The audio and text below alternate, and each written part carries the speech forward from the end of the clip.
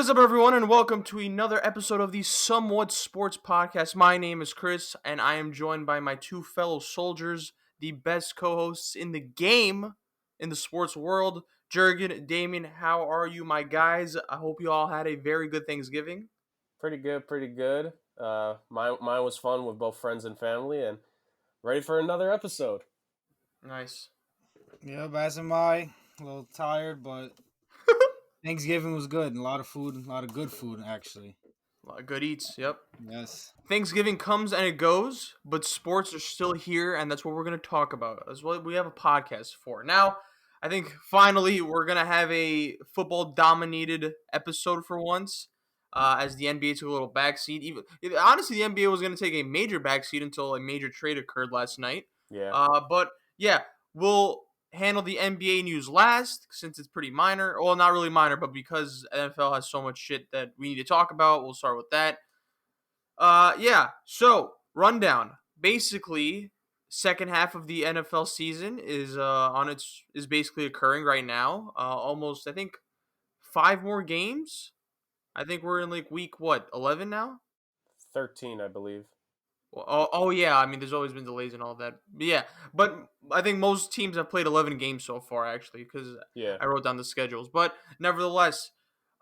Pretty uneventful NFL season, I'd say. I don't know. I mean, obviously circumstances have changed everything, but I just feel like the last couple weeks, man, have been so dry in terms of just like important games or just urgent games. You know, even though there's like like the standings say otherwise. Like there's some like neck and neck in terms of like seeding. You know, what do you guys think? Yeah, at the top of the AFC, you have the Steelers, the Chiefs, both with the two best records in the NFL, and they're just separated by one game. And it's important that, like, at the top of each conference, it's really important to get that top seed this year because this year there's only one bye for the playoffs instead of previous years where there's been two. So a lot of these teams have to, yeah. They did a rule change? There was a rule change? Yeah, this past offseason with the new collective bargaining agreement, now only the first seed gets a bye week for the playoffs, for the first round, I should say. What do you guys think of that? I was cool with it. Yeah, it is what it is. I just didn't like adding another playoff team, which they did. Now there's 7. Oh, okay. Yeah, again. Yeah, they got to do it for money. I get it. Yeah. Yep, money talks. And again, to reiterate, if none of you guys listened last week, Damian and Jurgen are the more knowledgeable about football. So they're going to... Look, I'll jump in when I could, but I'm going to leave it to you two mostly, irregardless. Look, we got seedings to talk about, right? AFC, I think the top of the bracket, not even the bracket, but the top of the list, top of the AFC list, we got the Steelers and Chiefs. Look, I personally, and I think a lot of people are going to agree, that's going to be my prediction, at least the AFC final. Yeah, that's what I have as well. Yeah, kind of obvious. So, guys, what do you think? Do you think Chiefs being 10-1, Steelers 10-0? I want to ask you guys this first. Do you think the Steelers have a legitimate shot at being 16-0? I think they do. I really think they do in terms of they have the talent on both ends now, and we'll get more into this injury in a moment, but one of their defensive players, Bud Dupree, went down with injury in that game against the Ravens, so that's a massive blow to the defense. But if you're talking about maybe in one or two of these games where the defense may have an off night that the offense needs to step up, I think they have the weapons. I think they have the potential. I think it's all going to come down to, will management allow them to finish off the 16-0 season? There is some precedent for top executives and ultimately the team president not wanting the best players to play some of the last couple of weeks. Not just what we've seen in the last few years, but I remember the Indianapolis Colts when they were 14-0. They purposefully sat their starters like Peyton Manning and Reggie Wayne and guys like that, and they lost the last 2 games. And they legitimately, I think they could have gone and should have gone 16-0. So I think there's the talent. I think will the organization allow it is the question. Mm-hmm. Yeah, with me, I looked at the remaining schedule. They play at home versus Washington. Then they play at Buffalo, at Cincinnati, home versus the Colts, and then they finish off at Cleveland. The way I looked at it is I think Washington, the Bengals, and the Browns are 3 wins. The 2 tough games are going to be at Buffalo, which is a Sunday night game, so that should be a really good one in 2 weeks. And then home versus the Colts. Although it's home, the Colts are a very good defensive team. and have surprised a lot of teams this year. They beat the Packers. I remember that. They beat a couple other good teams. They have a really good defense and really good coaching. I do think they're going to lose one of these games. I don't know which one. They might even lose both, to be honest. But I don't see them running the table in these last games. It's a lot of pressure going, being undefeated because every game means that much because one loss ruins that whole thing. When it comes down to resting players at the end of the season, I think it's different this year because of what I mentioned before, how there's only one bye. If there was two buys, I'd see the Chiefs and Steelers resting most of their players at the end of the season because they have a comfortable lead over the 3 seed, which is the Titans at 8-3. But with the Chiefs only a game behind the Steelers, I see it. I think it's going to be hard for them to rest players because of how important that bye is going to be. Right. No, I definitely agree. Like, I don't think ultimately, because that was the original question, I don't think they'll go 16-0. But I do think I think there's a more than legitimate chance compared to some of the teams we've seen these last few years that have gone like 8-0 or 7-0 or 9-0 and whatever. I think the Steelers team has the ability to. I think it'll all just come down to maybe even one of these games. Like, I agree. I think the Bengals, Browns, and football team games are easy wins in theory, but this Steelers team is very notorious for playing down to their competition. So I wouldn't be shocked if one of those games becomes a trap game. In terms of needing to stay above the Chiefs, I 100% agree with Dame. I think that will definitely be a key focus. But what I could also see is this. If hypothetically they lose to the football team and they finish out and go 15-1 and the Chiefs go 15-1, that's actually the one game that they could afford to drop because they would still have the better overall conference record, which would be the first tiebreaker. So if there is, like, hypothetically, if the organization looks at it as one of these games we're going to lose, which one would they pick? It would actually be that Washington game because of the tiebreaker scenario. But again, that's assuming that the organization is going to take a massive control of what the team will do the next coming weeks. I don't really see it. But that should be in the back of the mind for some because a lot happens behind the scenes that we don't really hear and know about. But I agree with Dame. I don't think they'll do it because their schedule, there are some tough games there. All right. Well, third seed is the Tennessee Titans, who are 8-3. Now, they are also in the same division as the Indiana Colts. Colts are, I believe, a game behind as they're 7-4. And the Colts right now stand at the 7th seed. But do you guys, and I'm looking at the schedules now, Titans have the Browns, Jaguars, Lions, Packers, and Texans, whereas the Colts have the Texans, Raiders, Texans again, Steelers, and Jags. Do you guys think the Colts could catch up to the Titans and eventually take that third seed? Or do you guys think the Titans are going to stay where they are? Because the Titans look like they have an easier schedule besides the Packers. Yeah, the Titans do. The Titans do have an easier schedule. Do you happen to know what their head-to-head is? They've played, right? They're 1-1 in their head-to-head. Okay. Oh yeah, but the Titans have the 1 game advantage with the easier schedule, and I think they have a really easy. The important thing is they have a really easy run schedule coming up, which I would know because of fantasy purposes and having Derrick Henry on my team. So I think what the Titans' strength is their running game. So if they play easy running matchups, I think that's what plays to their advantage, which will be pounding the rock with Derrick Henry running it 20 to 30 times, controlling the clock, controlling time possession. That's why I think they'll probably win the division because of their easy running schedule, which plays to their strength. Yeah. I think Tennessee should be the favorite to win. Not only for what their remaining schedule is compared to the Colts, they also have a better division record at the moment and a way better conference record than the Colts. So if things hold, even if they drop one of these games that maybe that they should have had, I think they're still in a very good spot considering the tiebreakers at this moment lean heavily in their favor. All right. Well, moving on like lightning right now, guys. We're killing it.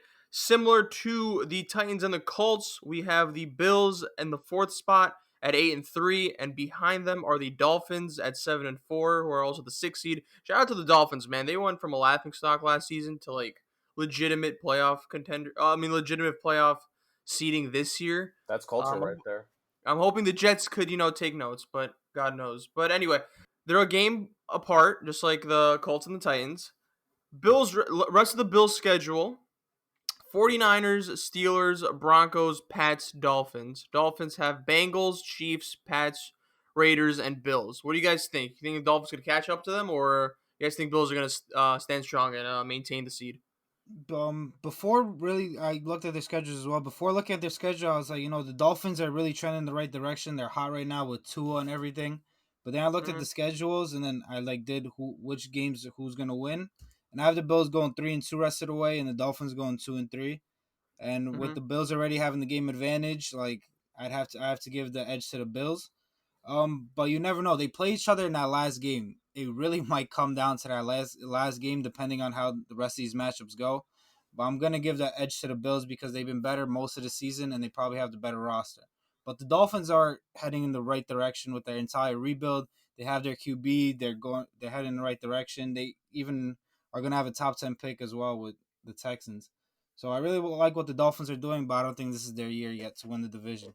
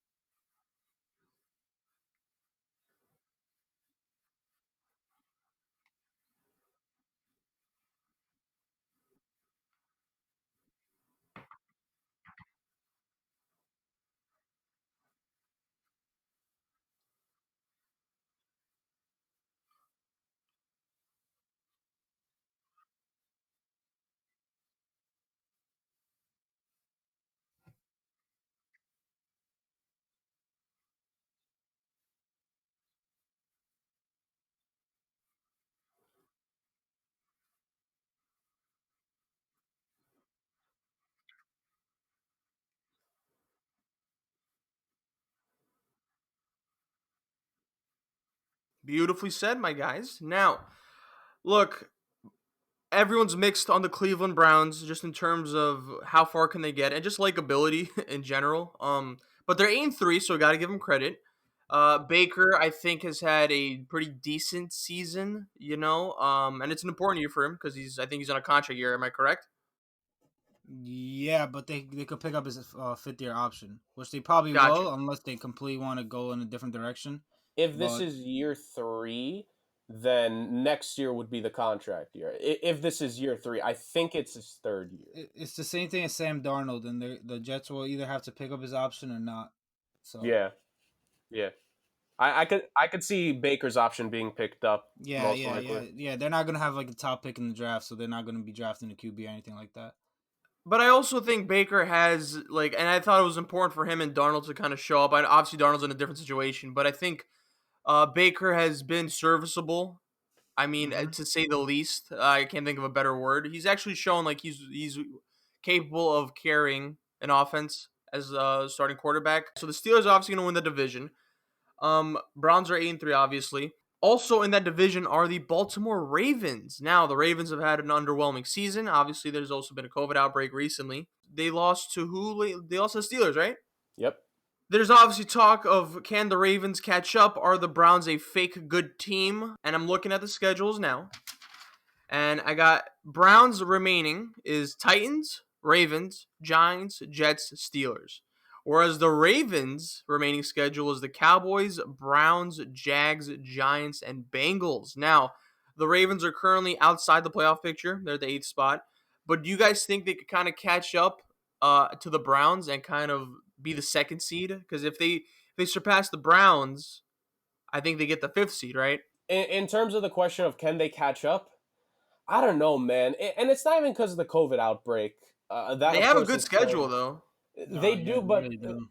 with the injuries that they had, they lost Ronnie Stanley for the year. Marshall Yanda retiring last season, I think that really opened a lot of people's eyes to how their ground game has taken a step back. Yanda was a massive piece in making sure that running game was as great as it was last season. And losing him, you're really seeing the effects these last few weeks. And I think the X factor will ultimately be this: will Lamar come back and will he be fine after his case with COVID, or will he just fall off for the rest of this specific season? That's a very 50-50 thing, because some guys who have had COVID have came back this season and they've played just fine.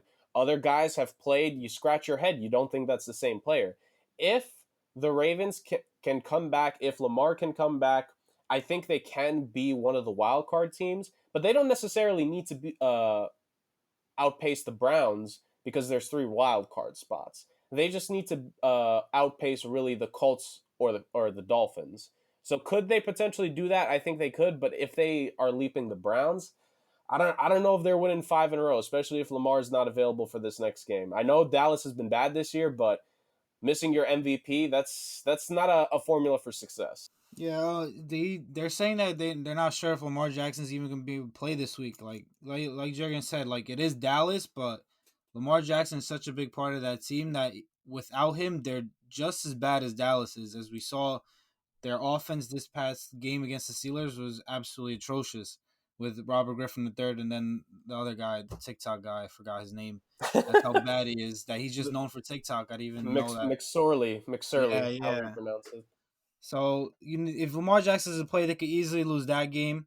But the rest of the schedule is really easy. But to pass the Browns, I think it's gonna come down to that Week 14 matchup that they play each other. I have the Browns winning that game. I think they're finally gonna beat them, and that's why I think will give them the edge over the Ravens. But I do think because of how easy the Ravens schedule is, I think they will make the playoffs because of the expanded format where there's 3 wild cards. But I don't see them passing the Browns because I think the Browns might actually be a better team this year, and the Ravens just don't look the same. I don't know if it's the offense that Lamar Jackson was calling out, saying that defensive players are calling out their plays because of how predictable it is, or if it's Lamar Jackson's play itself, or if it's the weapons around Lamar Jackson. I don't know what it is, but the Ravens just don't look like the same team they did last year. I definitely agree. I think the thing is with the Ravens offense is just they don't feel like they're doing it the same as last year. And of course, like I said, losing Yanda was a massive loss for them. And Ronnie Stanley going down and another one of their offensive linemen going down because of COVID. Like that definitely doesn't help. But there was just something when watching their offense this season, it did not feel like that the same burst was there in terms of like some of the play calling that they did, in terms of even the scheming. Like there was just something that felt off about how they've ran their offense so far this season. And I think ultimately what's also going to cost them is the defense. You had a couple of key defensive players miss that Steelers game because of COVID too.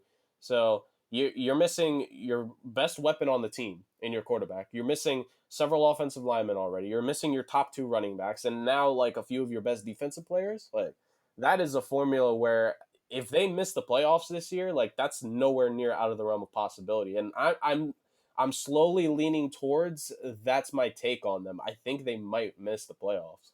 I wouldn't be shocked at all if they miss the playoffs, to be honest. I just think their schedule favors them way too much, but yeah, I wouldn't be shocked. All right, well, what do you guys think? Do you think, well, behind the Ravens are the Raiders and the Pats? Do you guys think, honest opinion, do you guys think that anyone drops from the current seedings? You got the Dolphins in 6th place, the Colts in 7th. Do you guys think anyone drops and think anyone moves up? If this is only if what I'm thinking might happen.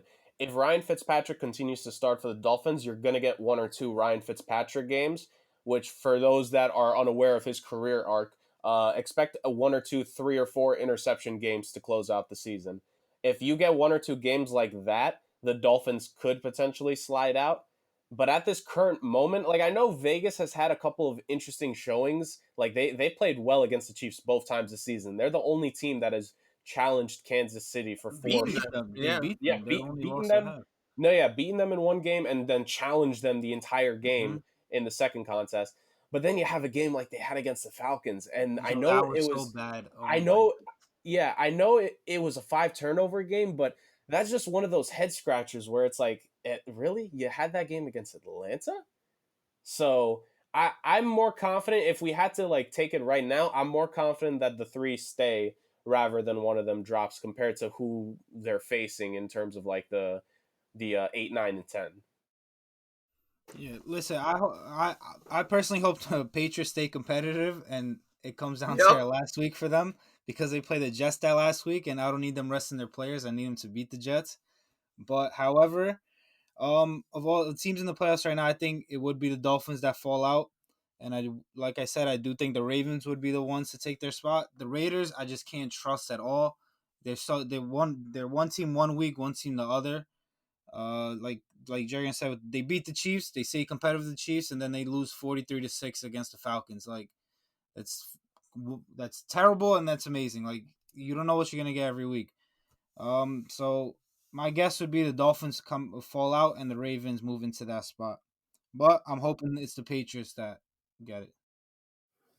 Yeah, well, the Pats are 5-6. They got the Chargers, Rams, Dolphins, Bills, It's a rough schedule. and Jets to close it out. Yeah, it looks like a Can we mention the now I don't know what the tiebreaker would be that would decide it. But could you imagine that to cost the Jets the first overall pick, Belichick sits every single starter, starts like his third stringers, the Jets win that, and that costs them the first overall pick? I mean, it sounds like a Belichick move, to be honest. You want to talk about? That's what I thought was going to happen that Monday night when they played the Jets. You want to talk about playing chess when everyone else is playing checkers, man? Yeah, but you know what? Joe Douglas came up clutch. Gave a pep talk in the second half. All right. All right, guys, that's the AFC. We're going to move on to the NFC. 1-8. We got the Saints in first, Packers second, Seahawks third, Giants fourth, Rams fifth, Bucks sixth, and then Cardinals seventh. Now, Packers 8-3. They got the Eagles, Lions, Panthers, Titans, and Bears next. In that division, give me a sec, fellas. Yeah, I think they got that division, Yeah, pretty comfortable. Comfortable. Seahawks right behind them in terms of they're the third seed. They got the Giants, Jets, Washington, Rams, and the Niners. Yeah, guys, what do we think? Because those are two easy schedules. I personally think the Seahawks are gonna take it. They started the season off super hot, then they had a little rough stretch when Wilson was just uncharacteristic with turning the ball over. But the rest of their schedule really looks pretty easy, except those last two games with Arizona and the Rams. However, I think they're just the best team in that division. Their defense is starting to turn around after starting the season on a historically bad pace. Jamal Adams is finally maybe starting to find himself in that defense, even though in coverage he's still not really good. However, the defensive scheme is putting him in places to succeed, and he's really making an impact and changing that defense around. And Russell Wilson is just being Russell Wilson. DK is being DK. So I think they're gonna take that division and take that 2 seed. I don't think they're gonna get the 1 seed, but I do see them getting the 2 seed over the Packers. I see the Packers taking the 2 seed, and I could change this depending on how the next 2 to 3 weeks look for the Seahawks, because my thing is that while the defense has been beginning to improve, they are still very culpable for having one of these really, really bad games that we've seen them have. I don't think they'll have a terrible game like they had against like Buffalo or Dallas, but they're still suspect at best at this moment. But the offense really needs to turn it around. It feels kind of weird saying it, and it doesn't have to do with production. It just has to do with not making mistakes and play calling. Like some of those fourth down calls that Pete Carroll they were making. Good Lord, they were just so bad against the Eagles too. So it's a concern. If that was just an off game, then I think the Seahawks will probably take it. Because obviously, if they're the second seed right now with the same record over Green Bay, they obviously have a tiebreaker in hand. But I just think the NFC West matchups have been such bloodbaths this season. I think the Rams game, it could go either way. And I think that Niners game, I know the Niners are extremely injured, and I would pick the Seahawks going into that. But because all of these in-division games have just been so crazy, I get the sneaking suspicion that like that Niners game could be their trap game. And I view that as theirs. And the Packers, aside from the Titans game, because Derrick Henry, he may have a field day against that Packers running defense, the rest of their games seem relatively easy because that week you compare their week 17 games against divisional opponents. The Niners are a much tougher opponent than the Bears. The Bears are just I don't even know what to call their offense this season. I think we're disrespecting the word offense by giving the Bears that label. So if I had to pick, it would be the Packers at the moment. If the Seahawks offense starts limiting their mistakes, though, I definitely see Seattle keeping hold of that. Again, it's the Seahawks. They're a really good team, but they're also a wild card at times. So I see what you're saying, Jurgen. Uh, Look, fourth seed, we got the Giants. Now this leads to a much larger discussion in the NFC East, the god awful NFC East. Giants are currently tied with Washington, 4-7 to lead the division, but behind them are the Eagles, who are 3-7-1, and even the Cowboys to an extent. They're 3-8.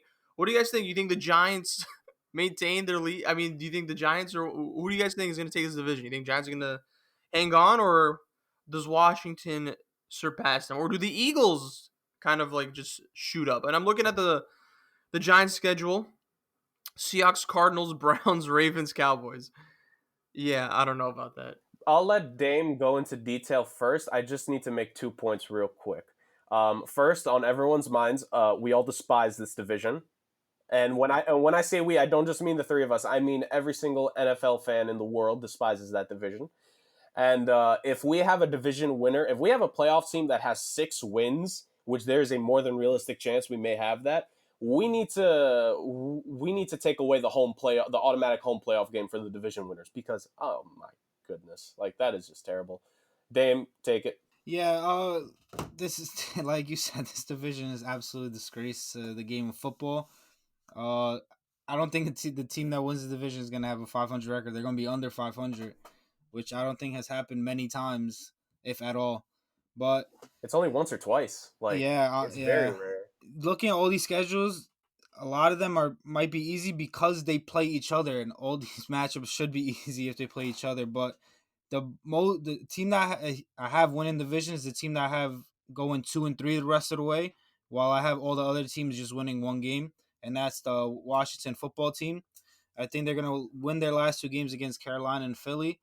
Meanwhile, the Giants, I only have them beating Dallas because I don't see them beating Seattle, Arizona, the Browns, or Baltimore, which will put Washington at 6-10 as a division winner, which is kind of embarrassing to say, but I don't know. These teams just need to get better in the offseason because I really hope going into next season this division isn't this bad. But Philly and Dallas, I think, are 2 teams that are just a game too much behind, and I don't think they're going to catch up because wins are very rare in this division specifically. And Washington has looked pretty good the last couple of weeks with Alex Smith at QB and their defense being stout, Antonio Gibson running the football. So I have Washington winning this division at 6-10. I would love it if we need. I've said this from like week 5 or 6. The perfect bow to put on the year that was 2020 for sports is a organization whose official name is the football team making the NFL playoffs. Like that would just be perfect. In terms of who I think could win the division, I think it's ultimately going to come down to either Washington or Dallas. I think Washington I agree with Dame. I think they can get 2 wins out of their remaining games. My only thing is I think Dallas is sneaky here. Now, this is all going to depend on the quarterback play. Is it going to be whether it's Dalton or if he gets hurt again? We know Gilbert's going to go in for him and not Ola Danucci there. Danucci. Yeah, Danucci. Old Danucci Dimes over there. No, that'll be the end of him and maybe his career. Thanks, Jerry Jones. No, I think it's Dallas or Washington. Only reason I say this is because I'm only saying the Cowboys just from an NFL perspective. They would love it no matter how bad the Cowboys are every single season. The NFL wants the Cowboys to make the playoffs. I'm not saying any rigging's going on. Let me clarify that. I'm not saying anything of the such. I'm just saying from an NFL perspective, I'm going to hope that the Cowboys make the playoffs. But in terms of my personal hopes, I want the football team, the name redacted. If they make the playoffs, I'm going to be cheering for them to win the Super Bowl because that would be the most ridiculous thing we've ever seen. But I think realistically, Washington or Dallas. All right, we're in consensus here now. 5th seed the Rams, 6th seed Bucks, 7th seed Cardinals.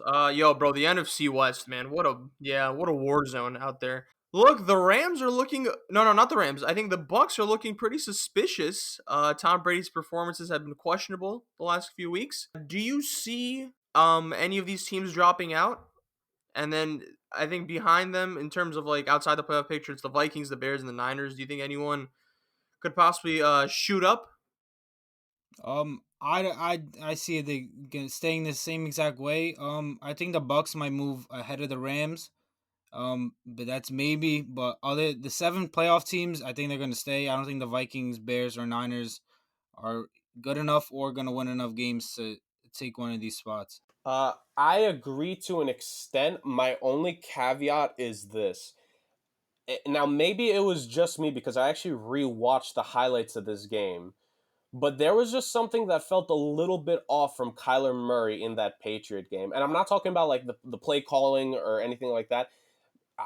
I almost like just from my point of view, it felt like some of his throws, there was just something off in terms of like he wasn't comfortable. Now maybe and I don't know if it was the offensive line this time. I didn't see any like true update injury wise regarding him, but if Murray has like another off game or two, I can see Dalvin Cook carrying that Minnesota Vikings team to the 7th spot. Um, but that would be the only change that I see. If Kyler Murray brings his play back up, then very securely the Cardinals are going to be in the playoffs. And they're going to be a very dangerous team at the 7th spot if they stay there. Like Green Bay or Seattle I think they'll have their hands full with them in a playoff game. Because I think a young playoff team is is arguably a pretty dangerous one. Because on one side, there's the inexperience, but on the other side, there's just the potency that you could throw it to DeAndre Hopkins or the quarterback can gash a 30-yard run. So my money would be on all 3 staying put. If one were to drop, I would think Arizona if Murray looks off these next few weeks, and Minnesota, again, Dalvin Cook, he's special. I feel bad that he's on this team for how they've performed this season. The Bears are the Bears, enough said. And the Niners, if they were healthy, if somehow all their players could come back, I would hammer them making it back to the playoffs because them healthy was lethal. But it's just not in the cards this year when half of your team goes to the emergency room. Yeah, no, I see what you're saying, and I also think, look, if the Cardinals end up missing the playoffs, I think they've overachieved in general. Agreed. And I think they're on the come up because I like watching the Cardinals play, and I love watching Kyler Murray, and that and the connection he has with Hopkins is awesome to watch. Yeah, but I hope they make the playoffs. I would love to see Murray and Hopkins kind of challenge maybe a Green Bay, possibly. Yeah, like that would be a pretty fun matchup, even though I think the Packers would win. But watching these young teams, especially like these non-Titan teams, like I love watching new teams kind of get into the fold, you know. So I think it would be fresh and interesting to watch too. So yeah, that's about it.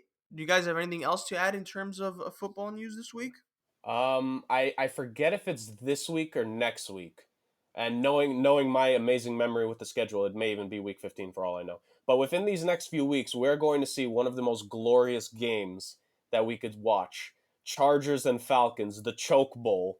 That is going to be must-watch television. Like if I was a betting man, I would bet that both teams blow leads at some point during that game, just because. Hey, look, no Herbert slander here, right? Oh no, I love Justin Herbert. It has nothing to do with him. That coaching, like Anthony Lynn, he's the definition of a coach that 2 years ago everyone loved him, and now 2 years later, and it's like, dude, you're about to get fired. Like that situation turned on him real quick, really, really quick. Yeah, I mean, I'm all for it. I love I just want interesting games, man. It's just like the last few weeks have been very, very uneventful. So look, if it comes at the expense of Chargers and Falcons just playing ass football, I'm all for it, to be honest. So that's just me. Yeah, that's the NFL news for this week. We move on to a Woj bomb that occurred yesterday. Russell Westbrook traded to the Washington Wizards for John Wall, and was it a protected first round pick? Mm-hmm. Yeah, a lot of protections on that first. Yeah. I mean, look, here's what I got to say about it. John Wall and Russell Westbrook, very similar players, very similar. Clearly, they both had problems with the organization. I love how the Wizards try to, cover up any like kind of problems backstage with Wall and management, and they're just like, "No, we're not trading him," and then he goes no comment, and then the trade ends up occurring. I know Shams reported a few weeks ago that there was possible talks. They cooled off, and now here it is. Look, I don't know who I like this trade for more. I think I'd go with the Wizards because there's 1 year less on Westbrook's contract. But for the Rockets, I guess Wall is a better fit next to Harden because he's a better catch and shooter. They're both similar in terms of style of play. I don't think this does much of a difference for the Rockets. I still think they're semifinals at best. For the Wizards, though, now I could see them actually legitimately making like a playoff push because we didn't know how John Wall would be with 2 years off from basketball essentially. Yeah. Harden, this is obviously like the last shot, man. I'm sick and tired of seeing those reports saying, yeah, he wanted to play with John Wall. He wanted to play with Paul, it didn't work out. He wanted to play with Russell Westbrook, it didn't work out. It's going to be the same exact formula. Nothing's going to happen. Look, I like the Christian Wood signing. I like the signing Boogie for like peanuts. And I know Boogie and Wall are kind of reunited. So maybe the camaraderie will be better, but I just don't buy it personally. I don't know. It's a very even trade in my opinion, but just because there's a year less from Russ, I'm going to go with the Wizards here, and then I think eventually the Rock's are going to blow it up. Oh yeah, it was a big blockbuster trade or Woj bomb, but then if you really look at it, it's kind of the most even trade you could possibly think of. It's two very ball dominant point guards switching places. Yeah, there was a first round pick involved in the trade, but it's so heavily protected that it's most likely going to end up as 2 second round picks. So it doesn't really make a difference much. But if I had to pick a winner, it would be the Wizards as well. Just not even based off the contract, it's just based off the fact that I believe Russell Westbrook is a better basketball player than John Wall. And not only that, John Wall's coming off, I think, 2 torn Achilles or something like that. He hasn't played in like a year and a half. Meanwhile, Russ has been playing this whole time. So yeah, Russell Westbrook being the better basketball player, being the more healthy basketball player, I think now the Wizards will actually make the playoffs. Meanwhile, the Rockets, I don't see how they got better. I don't see how John Wall fits better. Their ceiling is the same, like Chris said, second round, and that's about it. That's all I see for them. With the Wizards, I see them actually making the playoffs this year for once. I definitely agree. I think this solidifies the Wizards as where it was very 50-50 if Wall was going to come back and be even like 70% of himself. If he was going to be 70% of himself, I think they would have had a strong shot at the 8th seed. But now that you bring in Westbrook, as much as I will harp on Russell Westbrook, and that will definitely continue throughout the rest of his career in terms of me watching him, I think they're definitely... I would personally have them as like the 7th or 8th seed now. I think this is a playoff move for the Wizards. But I do not hate this move for the Rockets. And it's just with how badly everything ended. And this also has nothing to do with the whole Harden report thing. Like you said, Chris, he has said that he likes who his new co-star is. Even before Chris Paul, he said he liked Dwight, and then that fell apart. He liked some of the role players they had before those guys end up leaving or something. Like, I'm not going to believe anything that he says. I just think if Wall comes back to 65 to 70% of what he was before, you get a better three-point shooter than Russell Westbrook. You get a guy who, while athleticism was a part of his game, he has enough craftiness and skill that he developed to the point where his drives to the basket, they're not just going to die because he's lost some athleticism. He has the craftiness and the skill to still be able to get some tough shots to go up. I think his playmaking ability will be a big thing. I think the thing is that aside from Chris Paul, there's never been someone there to properly take the burden off of Harden's shoulders to create for others. And you have a new coaching staff there with, I'm going to hope and assume, a different system.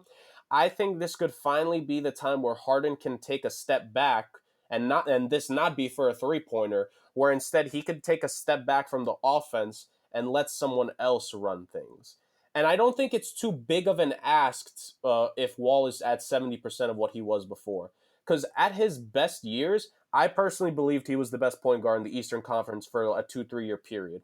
If he is 70% of that, then the Houston Rockets are getting, to me, an upgrade in terms of fit. I understand what Damian says because Wall is only a marginally better 3-point shooter, but I'll take marginally better shooting. I'll take knowing when to take shots. I'll take natural playmaking ability compared to what they got rid of.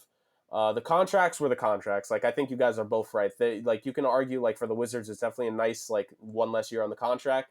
But also for Houston, if this goes well, that's an extra year on a guy that you're bringing back. So it's all 50-50. We need to see this play out. But personally, I could see a win-win deal here at best for both teams.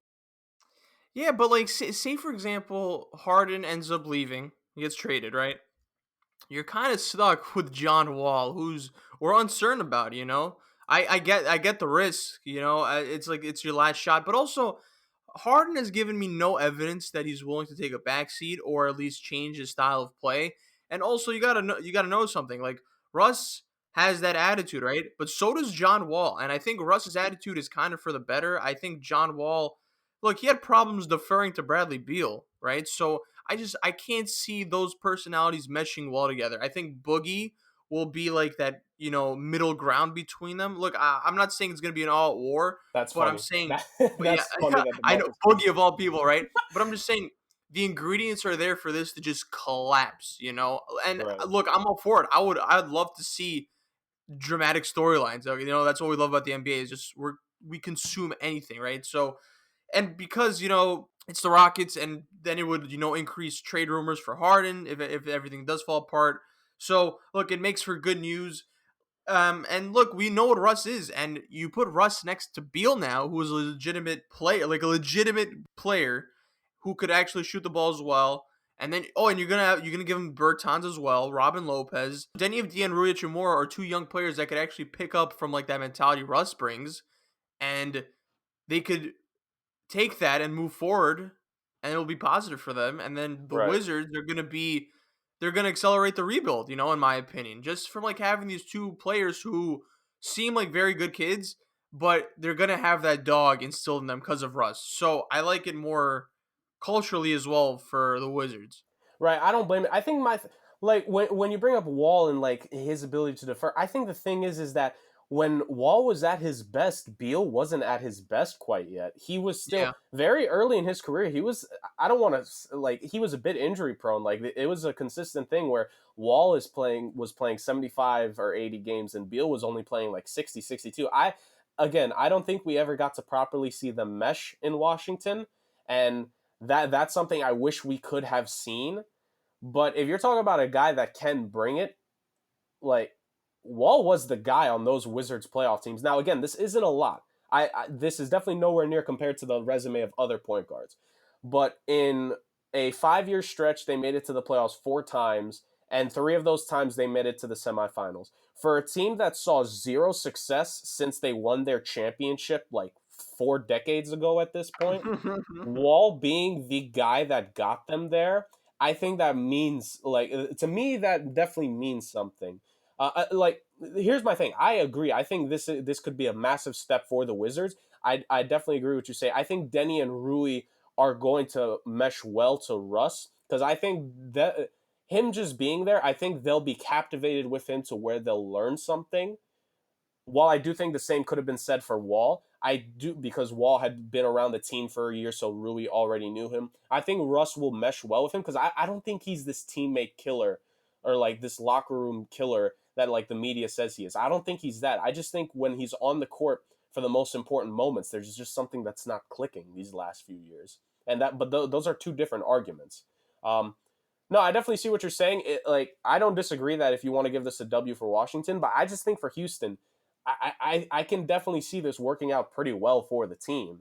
And even if you do trade Harden, just let John Wall run things for a few years. Like, he's still a name enough to where whenever they allow fans back, if I was a Yeah. Rockets fan, I would want to see John Wall. Like, me personally, I've never seen him play in person. I'd love to see that guy play. So, well, he's not going to get taxed anymore with that contract. So, yeah, right. huge plus. I think John Wall's the real winner with that contract in terms of Yeah. like what he's going. Like, come on, man. Who to play in Texas or Florida on a big contract as a pro athlete? What a blessing that must be. Dame, you got any final thoughts?